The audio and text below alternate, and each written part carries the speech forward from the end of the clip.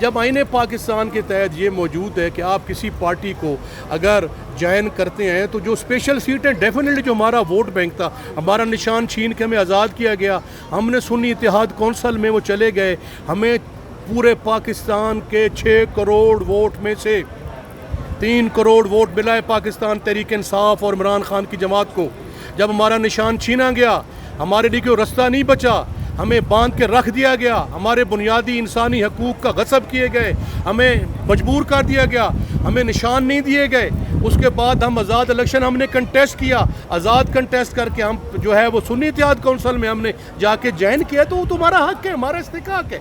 एक पार्टी को वोट देना पड़े उसके मुताबिक नुमाइंदगी है। मैं हैरान हूँ कि इलेक्शन कमीशन ऑफ पाकिस्तान ने उनको किस बुनियाद पे जो है वो सीटें दे दी जब उसका मैंडेट ही नहीं है, जो उसका वोट ही नहीं है। मैं यहाँ खड़ा हूँ, मेरा नाम है सनाउल्लाह मस्ती खैल, तो मैं सनाउल्लाह मस्ती खैल एक हूँ, मैं 10 सनाउल्लाह मस्ती खैल कैसे बन सकता हूँ?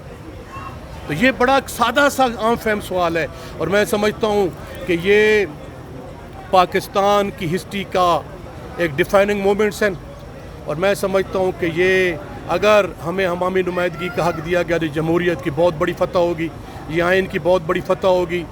और जो पाकिस्तान में जमहूरी अंदाज में जो सिस्टम को नहीं चलाया जा रहा था, जो पाकिस्तान में बार बार इंटरवेंशंस होती थी, इदारों को तोड़ा जाता, उसकी मैं समझता हूँ तहफ़्फ़ुज़ के लिए ये जो मैं समझता हूँ कि ये फ़ैसला होगा सुप्रीम कोर्ट का, एक मानी खेज़ होगा। और मुझे अतर मिनल्ला साहब की एक एक लफ्ज़ जो कह रहे हैं वो एक बहुत बड़ी नुमाइंदगी कर रहे हैं एक आम वोटर की, एक आम अवाम की, एक पाकिस्तान की, जिसमें आइन पाकिस्तान जो इन्वेस्टेज है पाकिस्तान में, ये लिखा हुआ है पाकिस्तान में कि आइन की आर्टिकल 218 के तहत आपने मुनसिफाना, गैर जानिबदाराना और ट्रांसपेरेंट इलेक्शन कराने। क्या आप समझते हैं ये मुनसिफाना इलेक्शन हुए, ये ट्रांसपेरेंट इलेक्शन हुए? ये कोई इलेक्शन नहीं है, ये सिलेक्शन है, ये एक्शन है, ये ढकोसला है, ये इन्होंने हमारा मैंडेट छीना है, और अब ये हमारी स्पेशल सीटें भी छीनना चाहते हैं। इंशाअल्लाह ताला जब तक हमारे जिस्म के अंदर खून है, सांसों में, ये जिस्म में सांसें हैं, हम इंशाअल्लाह अपने आईनी हकूक़ के लिए जंगल लड़ते रहेंगे। फवाद चौधरी ने कहा है कि पीटीआई में नए नए मामले आ गए हैं जिसकी वजह से पाकिस्तान तहरीक इंसाफ आगे नहीं बढ़ रही। टाइटल के साथ एक कॉलम लिखा था और आपका वो जो ऐवान वाला मामला है वो उठाया था। फिर उन्होंने बताया है कि सोशल मीडिया पर नून लीग भी और पीटीआई भी एक दूसरे को गालियां दी, तो इसका कोई हल होना चाहिए। देखें जी, बात जनाब ये है जी कि अगर मैंने कोई असम्बली के फ्लोर पे मेरी स्लिप ऑफ टंग से अगर कोई किसी को बात नागवार गुजरी है या किसी को अल्फाज ऑब्जेक्शनेबल लगे हैं, तो मेरा उनसे भाइयों से सवाल ये है कि मैं चूँकि सराइकी मैं नस्लन पठान हूँ, हम सराइकी बोलते हैं और हमारी मदर टंग सराइकी है, और हमारी आम रूटीन में जो है यहाँ पे ये एक मैं स्लैंग समझे, ये ज़रबुल मिसल है जो मैंने बोला था, ये स्लिप ऑफ टंग तो हो सकता है। और जो ये लोग बड़े जो लोग ये कहते हैं और मुझे बड़े भाषण देते हैं तहजीब के और तमद्दन के और उसके, मैं उनसे पूछना चाहता हूँ कि पाकिस्तान की सियासत में गंद घोलने वाले कौन है, बदअखलाकी की हद करने वाले कौन है? ये पाकिस्तान में ये गालम गलूच की सियासत को रिवाज किसने दिया? मोहतरमा बेनज़ीर भुट्टो को पहली टैक्सी किसने कहा? इन्होंने हमारे फ्लोर के ऊपर एक ऑनरेबल डॉक्टर शीरी मज़ारी को ट्रैक्टर ट्रॉली कहा। इन्होंने गालम गलूच की, नंगी गुफ्तगू की। पिछले दिनों जो हमारी सरताज गुल साहब हैं, एक शख्स जो है वो असम्बली के लेफ्ट साइड से उठे हैं, लेफ्ट साइड से उठे हैं और एक खातून को मारने के लिए तुले और गंदी गालियाँ दी गई हैं। तो यार देखें, मेरे इन अल्फाज की वजह से अगर किसी की दिल आज़ारी हुई है, लेकिन इस मेरे अल्फाज ने पूरे दरिया को, समंदर को कूजे में बंद कर दिया है और जीत के ये ऐसे ही आए हैं। बस्ती खेल साहब, फवाद चौधरी ने कहा है कि पाकिस्तान तहरीक इंसाफ जो है, असल कहना क्या चाहते थे? मैं कहना उनको ये चाहता था, मैं कहना ये चाहता था कि हमारा जो ये कंपैरिजन कर रहे हैं, हम तो खून और दरिया का खून और आग का दरिया क्रॉस करके आए हैं। हमें जो जुल्म और ज्यादती और नाइंसाफ़ी की गई है, मेरे लिए अगर मैं यहाँ बात करना शुरू करूँ तो घंटों तक ख़त्म नहीं होगी, आपके पास टाइम नहीं होगा। गर्मी में आप खड़े हैं, इतना ज़्यादा मेरे पास मवाद है कि मैं अगर बोलता रहूँ तो घंटों बोलता रहूँगा। इसलिए मैं समझता हूँ कि ये ज़रबुल मिसल है। मैंने ये ट्रिप स्लिप ऑफ टंग है, मैं कहना ये चाह रहा था, हम तो खून रहा के गुजार के आए हैं, ये लोग टीसी करके आए हैं, ये कोई और दरिया इस्तेमाल करके आए हैं, ये कहना मैं ये चाह रहा था। मस्ती खेल साहब, शहबाज शरीफ कैसे वज़ीर आज़म बने? शहबाज शरीफ जैसे बने आपको पता है, मुझे भी पता है जी। अच्छा, मस्ती खेल साहब, फवाद चौधरी साहब ने कहा है कि पीटीआई में नए नए मामे आ गए हैं, आप सब अब मामों में शामिल हो गए हैं, तो बताएं कि वो चाहते हैं कि ऐसे इमरान खान से नए मामे जो आए हैं ये रिहा नहीं होने देंगे। फवाद मेरा छोटा भाई है, मैंने फवाद को पहले भी एक मशवरा दिया था, फवाद को पता है, फवाद ने जिक्र भी किया है। तो मैं एक सीनियर सीजन पार्लियामेंटेरियन हूँ, अल्हम्दुलिल्लाह 2002 से असम्बलीज़ में आ रहा हूँ। अल्लाह वादहु ला शरीक ने मुझे 3 दफ़ा MNA मुंतखब की और 2 दफ़ा मैं MPA जीता इलेक्शन। मैं समझता हूँ कि जो आज पाकिस्तान तहरीक इंसाफ के साथ खड़ा है, मैं समझता हूँ कि वो इतने कीमती लोग हैं कि मैं समझता हूँ कि जैसे वो कहते हैं ना, सोना कुंदन में कुंदन कैसे बनता है, ये कुंदन से भी आगे हैं। ये ऐसा हमारा माथे का झूमर हैं, जो MNAs आए हैं, जो टीम खड़ी है, उनको कोई जबर, उनको कोई खौफ नहीं झुका सका, उनका कोई ज़मीर नहीं खरीद सका। उस आग और खून के दरिया क्रॉस करके वो पाकिस्तान तहरीक इंसाफ के साथ खड़े हैं, बदकिस्मती के साथ। इस्तराब की कैफियत में है, जिसमें कि जो इंतखाबी अमल जिसको कि बहुत पहले ख़त्म हो जाना चाहिए था, वो इंतखाबी अमल जिसमें कि ख़वातीन की रिज़र्व सीट्स और माइनॉरिटी की रिज़र्व सीट्स, वो जो मसला खड़ा किया था इलेक्शन कमीशन ऑफ पाकिस्तान ने, उन्होंने बकौल कोर्ट जस्टिस अतहर मिनुल्लाह उन्होंने गलत इंटरप्रिटेशन की सुप्रीम कोर्ट के फ़ैसले की, और जिसकी सज़ा पूरी कौम भुगत रही है।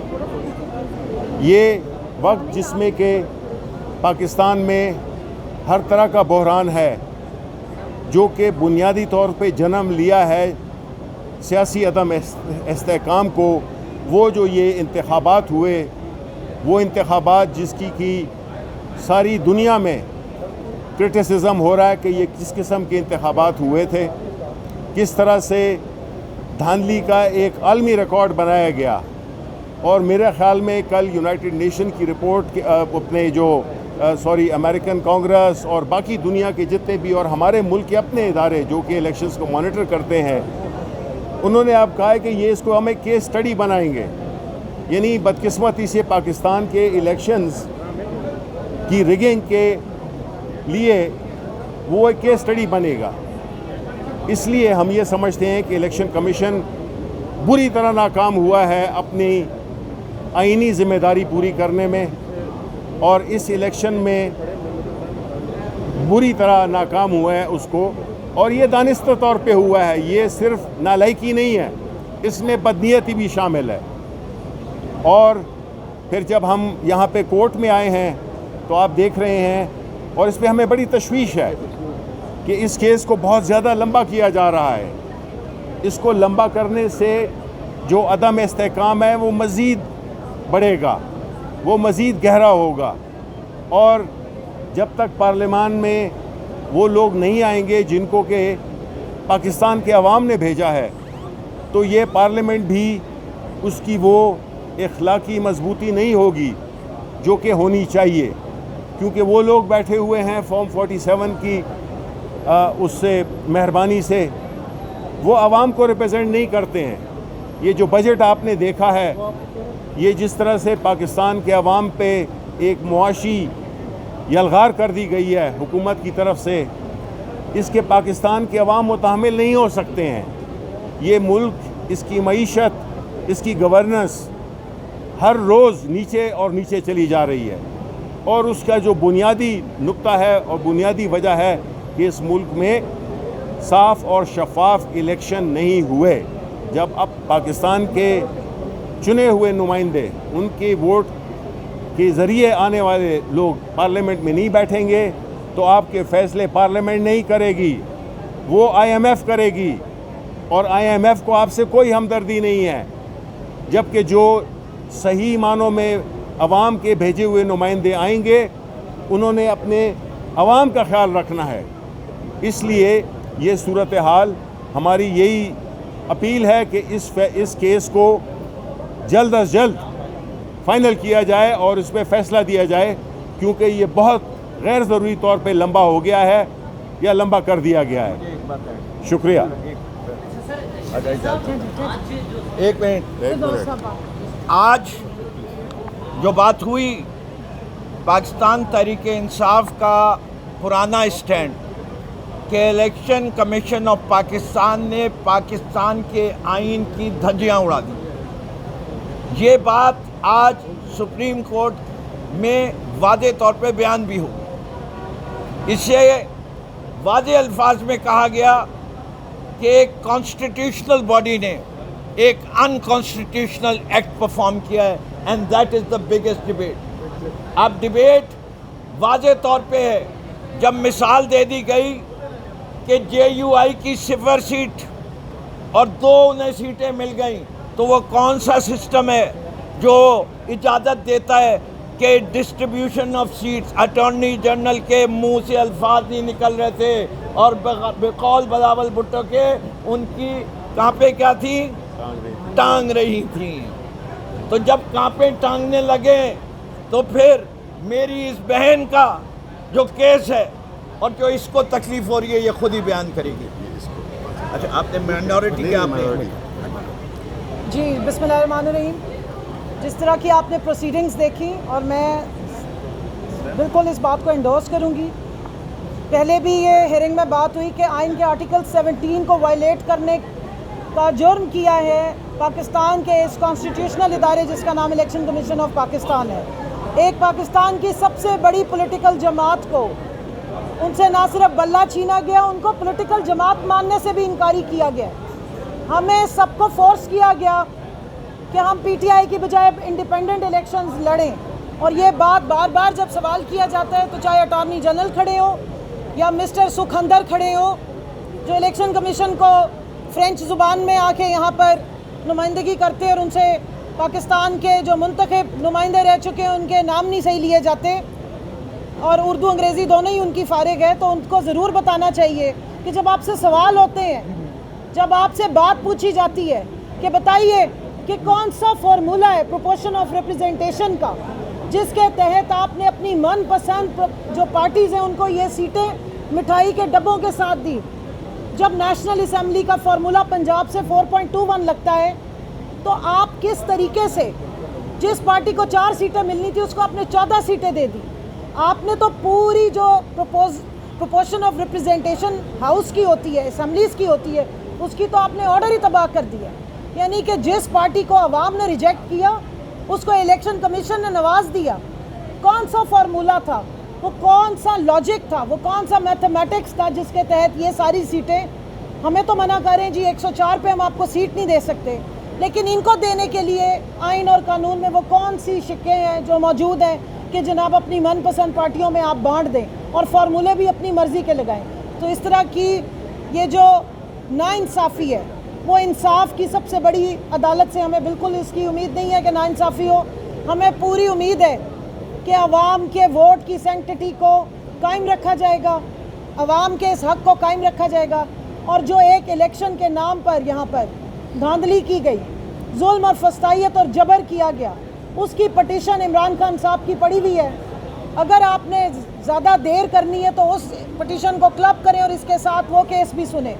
आज बिल्कुल ठीक बात की जस्टिस मुनीब साहब ने और मंसूर साहब ने। आप आइसोलेशन में इस तरह करके घोड़े की तरह आंखों पे पट्टी डाल के सिर्फ एक जो सेकंड फेज़ होता है इलेक्शन का, ये रिज़र्व सीट्स, इस पे जंप नहीं कर सकते। आपको देखना पड़ेगा 13 जनवरी पे वापस जाएं और देखें कि उस फैसले के बाद इलेक्शन कमीशन का क्या रवैया था, किस तरह कैंडिडेट्स के साथ सलूक किया गया। हमारे जो पेपर्स हमने जमा कराए थे, मेरे साथ आमिर डोगर साहब खड़े हैं, माशाल्लाह चीफ विप हैं और इनका तजर्बा है बेतहाशा। सब ने 4-4, 3-3 फॉर्म्स जमा कराए थे। जिन्होंने PTI के फॉर्म जमा कराए अपने वो फॉर्म रिजेक्ट कर दिए और अब आप यहाँ एक फॉर्म इंडिपेंडेंट का उठा के ले आए हैं। ये तो चाहते ही नहीं थे कि हमारे जो इंडिपेंडेंट के तौर पे भी अगर बेचारे कैंडिडेट्स हैं तो उनको भी इलेक्शन लड़ने दिया जाए। जो फस्तायत हमारे साथ रवा रखी गई, RO के ऑफिस के बाहर डाले खड़े किए गए, पुलिस खड़ी की गई, हमें स्क्रूटनी नहीं करने दी गई, हमारे प्रपोजर सेकेंडर्स को उठाया गया और RO ने कान बंद किए हुए थे। किसी एप्लीकेशन का जवाब नहीं दिया गया। हमें जाके अदालतों से अपने पेपर एक्सेप्ट कराने पड़े। इलेक्शन वाले दिन फस्तायत बर्ताव किया गया, आरओ के ऑफिस से दूर 25-30 फुट दूर हमें खड़ा किया गया, हमारे साथ जुल्म तशद्दुद किया गया। इस सारे को देखिए, ये अगर अदालत हमें नहीं देखेगी, ये अदालत अगर ह्यूमन राइट्स पे नज़र नहीं डालेगी और अगर बकौल जस्टिस याहिया अफरीदी के हिस्सा बकदरे जुस्सा नहीं देगी और जुस्से से ज़्यादा हिस्सा पकड़ा देगी और अपनी मोहब्बत वोट को इज्जत दो से ज़्यादा पार्टी बनेगी इलेक्शन में। इलेक्शन कमीशन एक न्यूट्रल इदारा होना चाहिए, आईनी इदारा होना चाहिए, उसका रवैया किसी एक पार्टी के साथ डिस्क्रिमिनेटरी नहीं होना चाहिए। लेकिन यहाँ हम देख रहे हैं कि इलेक्शन कमीशन तो पीटीआई का नाम सुनते ही तरमिलाना शुरू हो जाता है।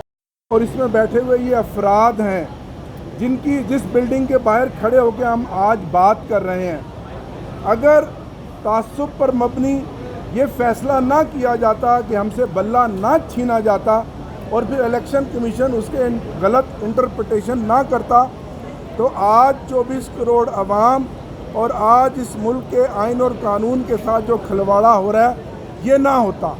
मुझे उम्मीद है कि यही ऑनरेबल सुप्रीम कोर्ट, और हम बचपन से सुनते थे कि कानून अंधा होता है और हम सब देख रहे हैं कि कानून अंधा है।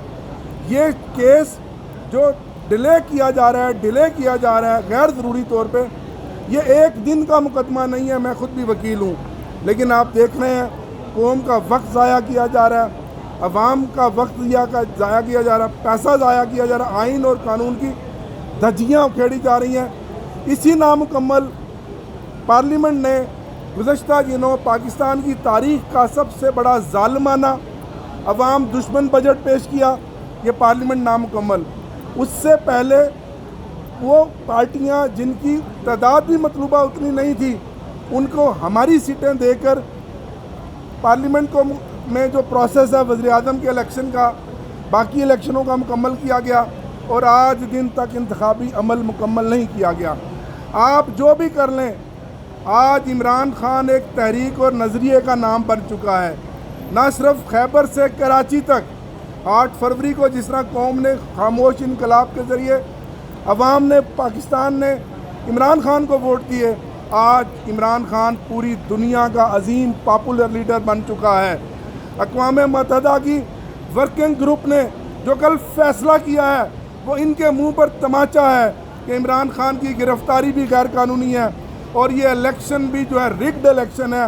और कितनी शर्म की बात है कि इस इलेक्शन को एक टेस्ट केस बना के पूरी दुनिया को दिखाया जाएगा, जिससे ना सिर्फ पाकिस्तान की साख जो है वो मुतासर होगी, बल्कि ये इलेक्शन कमीशन ऑफ पाकिस्तान जिसने अपना वक़ार भी खो दिया।